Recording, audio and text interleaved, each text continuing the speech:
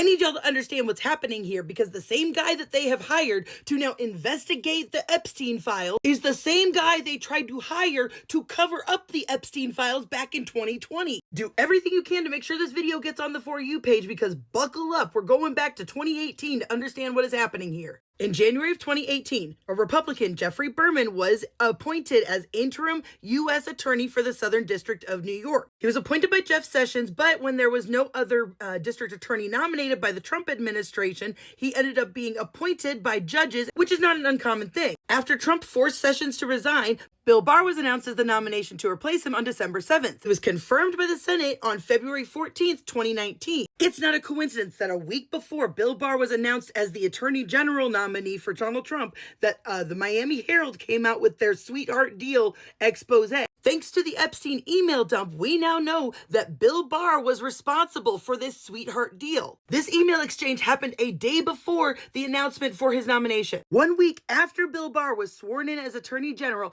the judge overturned the non-prosecutorial agreement with Jeffrey Epstein, which it's safe to say that that's probably when they started going after Epstein. I'm not going to go into everything he investigated, but he essentially had already been going after Trump's inner circle with Micheal Cohen, Rudy Giuliani. Now, Epstein was arrested in July of 2019 and dead by August 2019. I think it was pretty clear that there was no stopping this man at this point, and that's why Epstein was by this administration. But that wasn't going to stop Berman, because somebody had to answer for Jeffrey's crimes. So that's when he started going after Maxwell. But Maxwell stayed hidden. She was basically on the run. June 19th, 2020, Bill Barr announced to the world and did not inform Berman that he was being fired. Berman said privately that Barr had been trying to pressure him into resigning, which he refused. In that same announcement, Bill Barr announced Jay Clayton III as his replacement starting July 3rd. Ghislaine Maxwell was arrested on July 2nd. Now, because Jeffrey Berman was appointed by judges unanimously, he could not be forced to resign until a new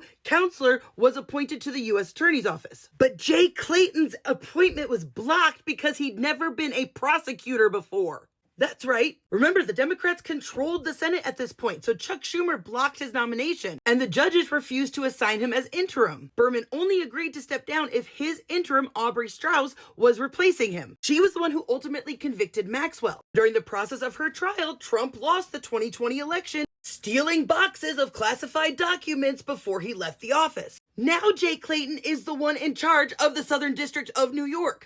Because Democrats weren't there to stop him this time. This is the same guy that Donald Trump's DOJ directed to drop the corruption charges against Mayor Eric Adams. But not only has this guy never been a prosecutor before this, he also worked for Bear Stearns in 2008, Epstein's financial firm. He also works for the Dutch Bank, who was Epstein's bank that helped him traffic and money launder. He also works at the same law firm as all of other Trump's lawyers, the same law firm of Todd Blanche and Emil Bovee. Epstein's lawyer even comments that Jeffrey Epstein's private equity now has a direct line in the new administration in Jay Clayton, because Jay Clayton was appointed the head of the SEC. Jeffrey Berman told Congress in a hearing that the administration wanted to get Clayton into that position, and that's the only reason they wanted him to step down, which is evident by the emails from Epstein, talking about Cohen is just beginning to make trouble. Even talk about how Cohen was clearly going to flip on Trump. And I'm not going to get into it, but let's just say that all of his money and all of his personal financial holdings,